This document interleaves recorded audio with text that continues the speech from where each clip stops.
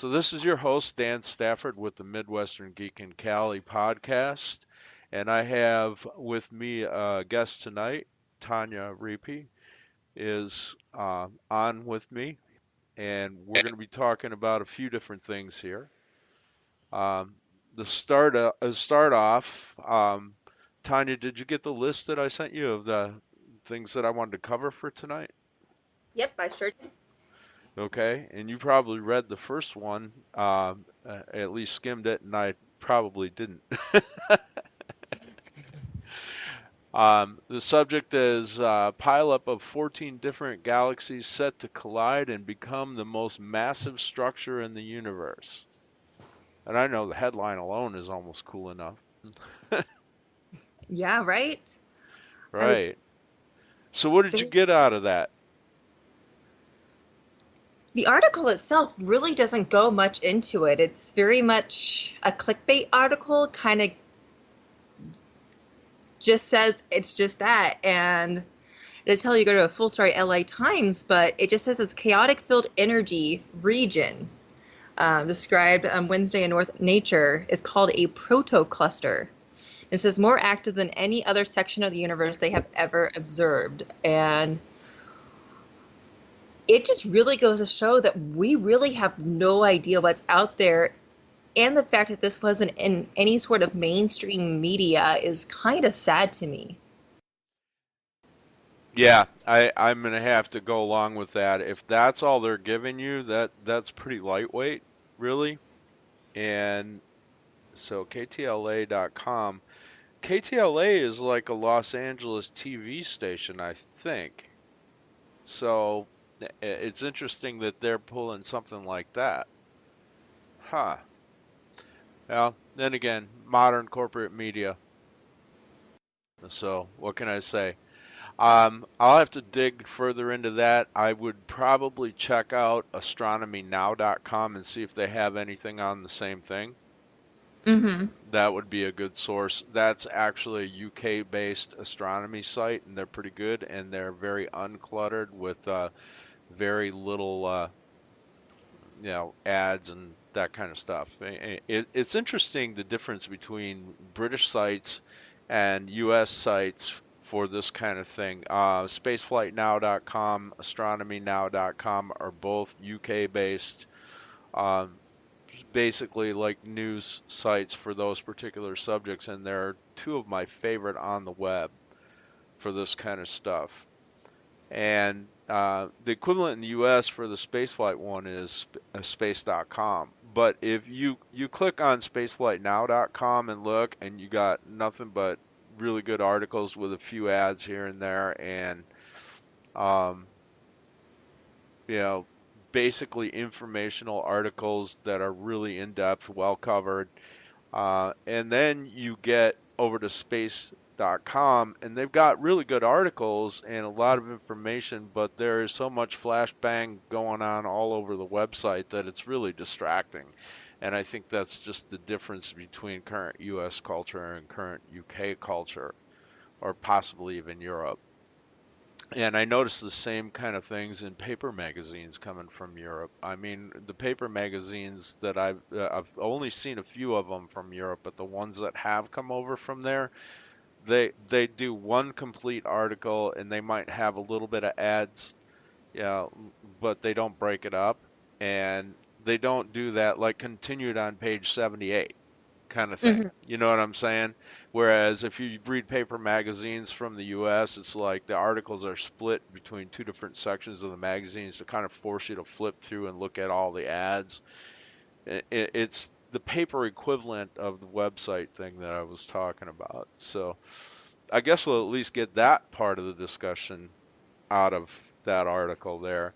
So the next article up is Einstein's spooky action has just been demonstrated on a massive scale for the first time. And we're talking macro scale. It's like molecular level, if I recall correctly. It's been a little bit since I read through the article because that dates back like about a week ago, and I'm in pretty heavy IT school right now. So that's what's really sinking into my brain at the moment, thankfully. But But yeah, no, it is. It's more talking. It's talking about quantum entanglement, which we have only ever been able to study on a atomic level. So right now they're able to get it to happen on a level that's about the size of a piece of hair, which to most people would not seem very big. But when you're thinking about science and atomic level, being able to take something from the atomic level to something to the width of a piece of hair is extremely huge. that is many orders of magnitude larger than anything that's ever been done before with quantum entanglement. Quantum entanglement has only really been demonstrated before with electrons and photons. Yes, correct. Yeah, so that's major. That if they can replicate that over and over again and actually tune that in, that has huge ramifications coming down the pipe. Major. Yeah, exactly. And so the ability that, because usually when they try to do it on anything bigger, it gets pretty unstable and they can't produce the same results over and over again. But on this level, like of the hair width, they have been able to get it to happen on multiple occasions under the same conditions. So with the newer technology, they're being able to practice this more. So hopefully, as technology progresses and they're starting to understand how they've replicated this, we'll be able to make it grow over time. Who knows how soon that will be? I mean, we're going for a hair width. Hopefully, in a couple years, we'll do apples or something like that. But this is still a really huge breakthrough when you're thinking about something that was only on the atomic level. Yeah, yeah, it is. And you know, all right, here's my thinking with something like this. If they can scale this up even further, all right, there's an old school thing in electronics called a servo motor. Basically, it's got a wired connection from one end to the other, and there's a control dial on one end, and as you turn the control dial, the servo motor on the other end mirrors it, which is used for like remote control of aircraft surfaces, like control surfaces, like you were gonna electrically control the rudders on an aircraft from a control device in the cockpit without a mechanical linkage or hydraulics. It's electrically done. And if they can really scale that up, they could be doing servos with a quantum connection, quantum tunneling connection, so no wires. And Mm-hmm. having spent 21 and a half years in telecommunications, my next thing, and probably the first thing I actually normally would think about in terms of quantum entanglement, is communications with no intervening medium between the communications endpoints. In other words, no fiber, no wire, no radio signal, none of the above, untappable. No Yeah, way, we there's have. no way you can tap that. Yeah, no blackout zones. The communication I mean, talking about like going to space, that would help so much with communication with scientists on the International Space Station and even with the Mars rover and such. My next question would be or my next experiment with that, communications via quantum entanglement, would be to try to communicate with something that was far out in the solar system, all right, and see if the communication actually happens faster than the speed of light. I have a suspicion that the communication would.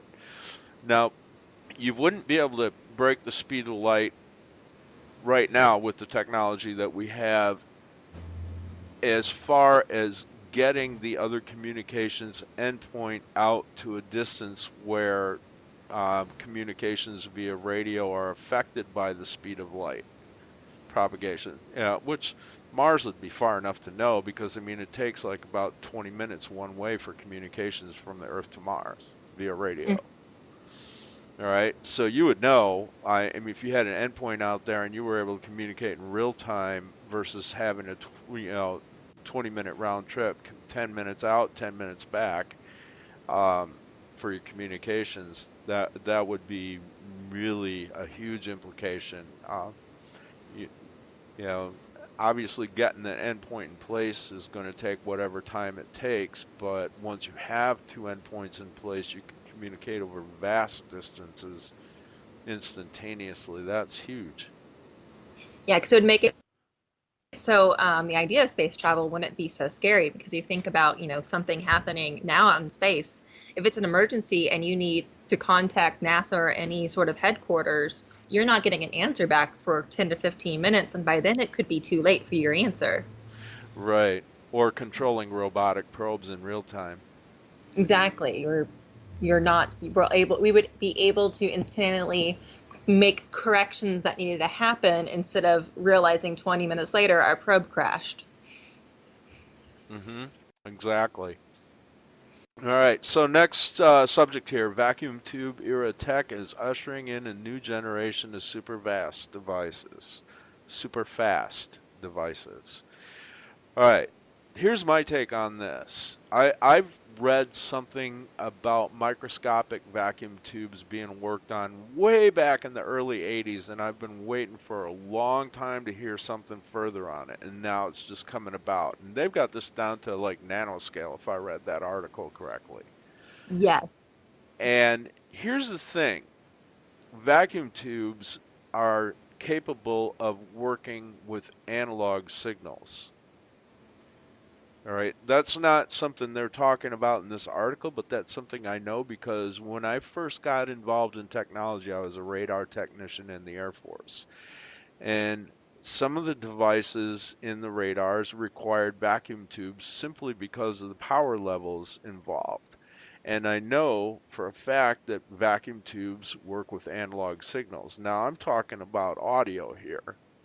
You're talking about the ability to integrate audio, analog audio, which is not a digital sampling of an audio signal for music or voice. It's actually the full, unadulterated communication or music without any modification and any bits of it missing at all, and pipe it through these things. And they're also talking about being able to switch light waves in this, Mm-hmm. if I read the article correctly, which would make computers much faster than trying to move electrons around um, on distances like that. Being able to switch light is one of the holy grails of electronics because of the speed increases on this.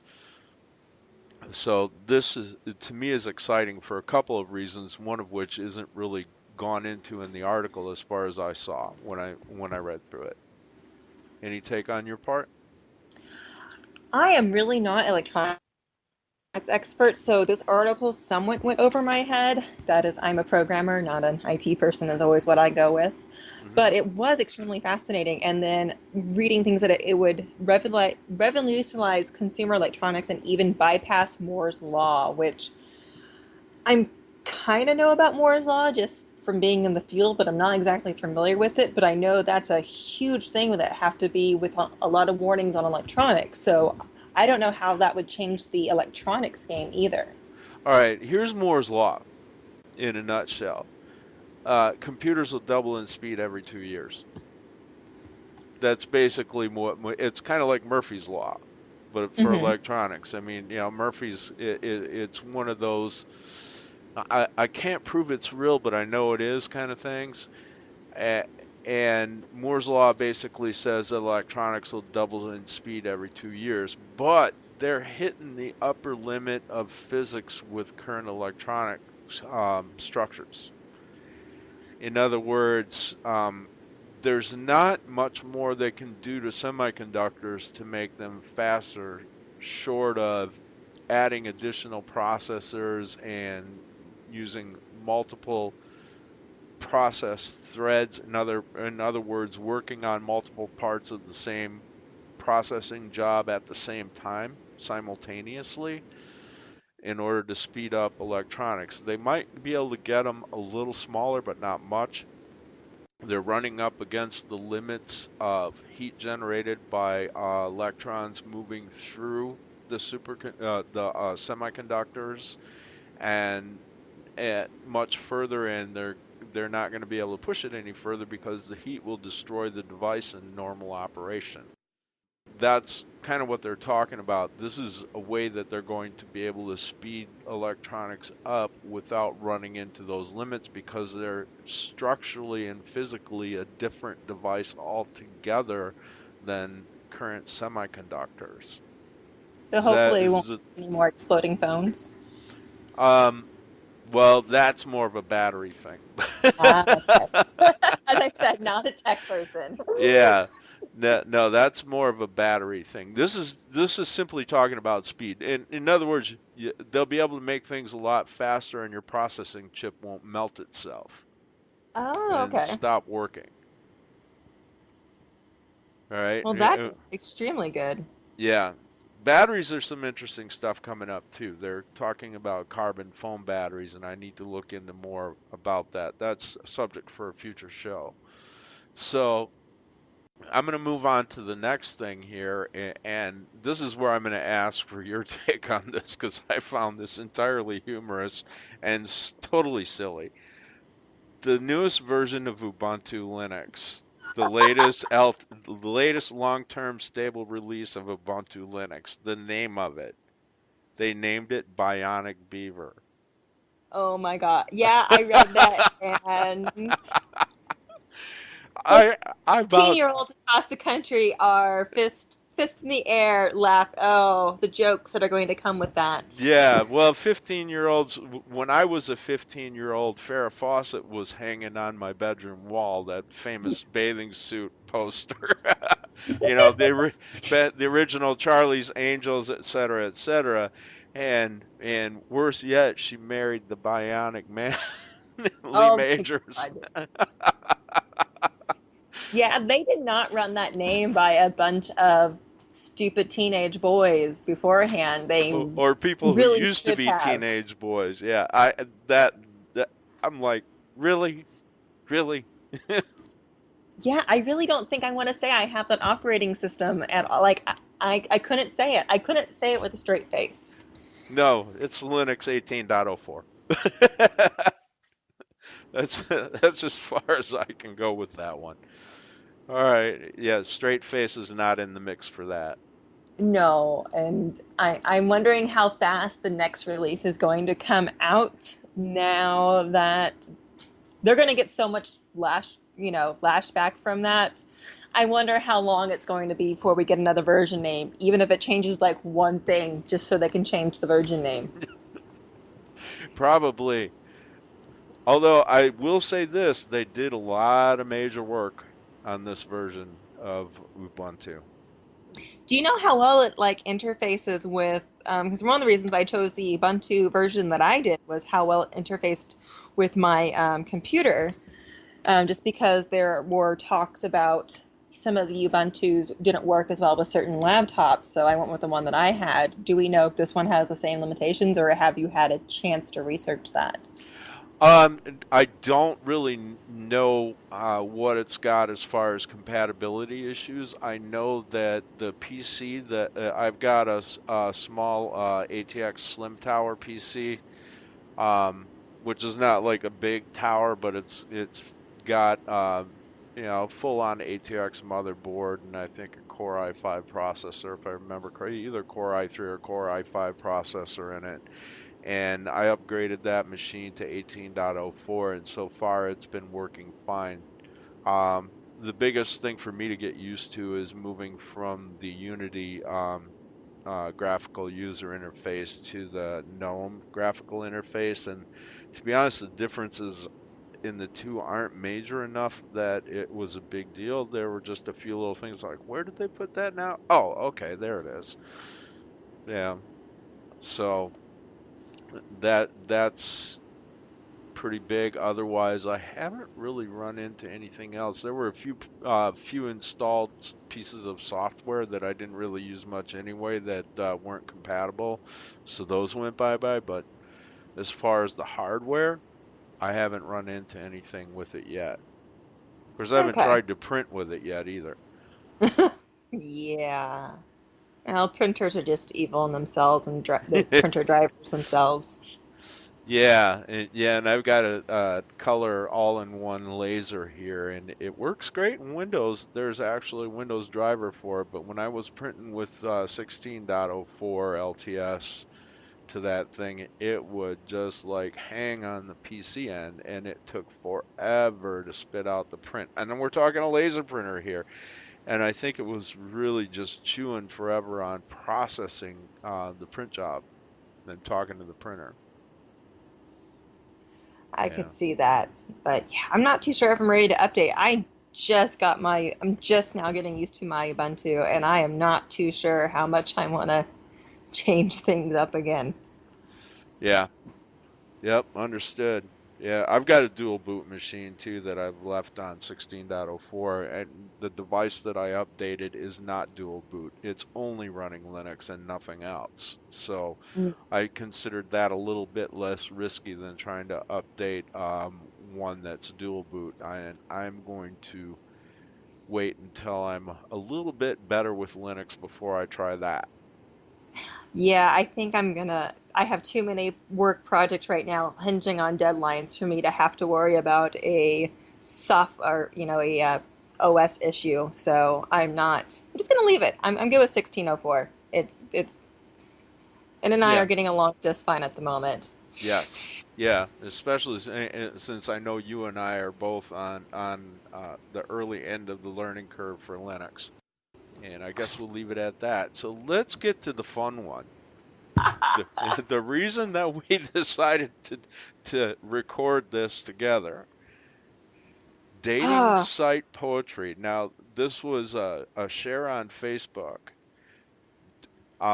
Should how do you want to do this? Should I read the poem and give my take on it and then let you reply? Only if you read the poem with the passion that it deserves. That's the only way I'm going to let you do it. Uh, uh, well, let's see if let's see if I can pull that off. All right. So this is from Kevin, 21 years old and 9 miles away. Hi, what's up? I'm Kevin. I like to take girls out for a massive plate of barbecue ribs on the first date. I judge them according to how many and how aggressively they consume them. Whoever defeats me in this porcine endeavor shall become my warrior bride, my Bodhisha. I'll set nations ablaze at her feet just to watch the flames dance in her eyes. Our love will be beautiful in its violence as a tempest hits the Bering Strait. And should it die, it dies as it began, with a mound of bones between us. And that's beautiful. I'm not gonna lie. Like, I kind of want to find Kevin and congratulate him on a beautiful piece of poetry that would have definitely caught my eye had I seen it on my Tinder. Yeah, I've never had a Tinder, but I met my wife on an early dating site. That's better than anything I ever put on there. I never would have thought to use poetry on a dating site, and that's really strange because I'm a published poet and I've got probably 1,800 poems up on internet poetry boards. So I all I could say when I first saw this is A, I wish I'd thought of it, and B, I wished I'd written it. And I have to say, I've been on Tinder, OkCupid, Match.com. That is probably the most interesting profile of any one I've ever read. Most of them do the usual, what I like, what I'm interested in. And this just, I don't even care if it doesn't work out between me and him. I want to just talk, and I want to eat those barbecue ribs. By the way, I will leave that I will eat all of those in one bite and leave the pile of bones before him. But yeah, most of the time on dating sites, guys and girls are pretty boring. So I have to give it to Kevin, and I would love to see this catch on, actually. You know what this really, there you go. But you know what this really reminds me of is back in the day when, and I mean way back in the day, pre-internet, when the equivalent for people back then was the personal ads in newspapers. Yes. And, people used to kind of ridicule those ads a little bit and, said they're only for the lovelorn or people that can't find a date in person. And, there was an attitude about it back then, but people did it all the time, and they did get creative with stuff. Not quite this creative, but they did get creative. I mean, there's that whole song about um, do you like pina coladas from Oh back in the yeah. 70s? Mhm. And that's talking about the personals ads in newspapers. And this to me harkens back to that era. But I don't know. I wasn't on dating sites long enough to really have seen this, but to me, I saw that and I'm like, dude, I wish I had written that back when I was on the dating site back in the 90s. You know, that would have, like, most of the time, of course, I'm here in Kansas. Most of the dating site apps are just guys saying how they like to go hunting and then have a picture of them with some sort of dead animal, like somehow that's attractive for women. Um, Never once did I see something like this, even though I have to say, most of the guys who try to be interesting when I message them, they were never nearly as imaginative in their conversations as they were for their making up their profile. So my bigger question would be, if he opened with this, could he keep up this whole line of entertainment and being this interesting and poetic? Yeah, that's a good question because, I know personally the way I am, I'm a much better writer than I am a speaker by Mm-hmm. far.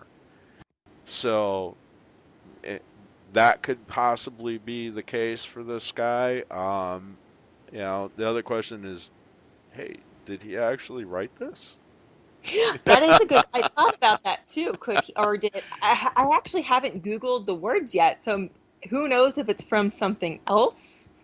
I'm obviously not the barbecue ribs. I highly doubt that it's from some sort of poem from back in the 1600s. But the rest of it is almost like a Viking warrior love song almost. Or Klingon if we want to get truly nerdy. This would totally be a Klingon dating site. This would go right there, I would say, right now. Yeah. Oh yeah. Yeah. Yeah. No, I definitely I could go for some ribs after reading this. I know, right? I'm like, now I'm hungry. And for me, it really speaks to me. I'm not one of those, blushing, delicate flowers. I am not. When I go on a first date and I'm not ordering a salad, I'm ordering the barbecue beef sandwich with all the bacon and everything on top of it, and I'm eating it in one major bite. And there's barbecue sauce everywhere. All the other tables are looking at me in disgust. And it's a true testament to the man sitting across from me if he can get through a dinner with my eating habits. So I feel like Kevin here could actually handle how I eat, which is kind of it's like a shark attacking an open wound on someone is pretty much how I eat. So I feel like Kevin here really has that down. Yeah, yeah, I'd have to agree. My take on ribs is entirely different, though. I'm more like a surgeon. I will clean those bones like there was no meat ever on them with a knife and a fork. Oh no. So there's a trick to wings actually, and also the Not wings. not wings, not wings, ribs. Oh, ribs, yes. Well, a good rib will fall apart. You don't have to go at it too much. Yep. Yeah, you just got to hit it from the right angle, and that stuff is like off there. And like whenever I try to pick them up and eat on them, there's always like little bits of meat left on them. Like, man, I'm wasting part of the ribs. Oh, try not trying to get too graphic. I put the bone in my I bite. Yeah, the whole bone. It's coming out clean. It's Yep. No, I get you. I get you. I've been to enough rib joints in my life. I know what you mean. But yeah, all right. So hats off to Kevin. Gotta say. So, all right, and I'd like to thank everyone for listening. Uh, I'm still impacted by reading this second go around reading this thing, and I'm still like, dude, hats off. Just saying. Mm-hmm. Anyway, so thank you everyone for listening. Tanya, any closing words? I mean, I think we should do this again sometime.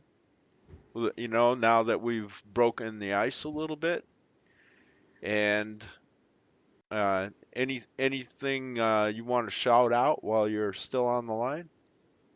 Um, Not much. It's been awesome to be on here. It's technically my first podcast so far, even though I'm trying to do my own. Well, there you go. When you Other get than it that, up and running, we'll have oh, to ahead. do a little bit of cross guesting. Oh, yeah, no, I'll be starting my own podcast here soon for the Midwest Nerd Chick, since, you're the Midwest nerd too. As Midwest nerds have to kind of stick together. There you go. There you go. All right. And with that, I'm going to close out the show.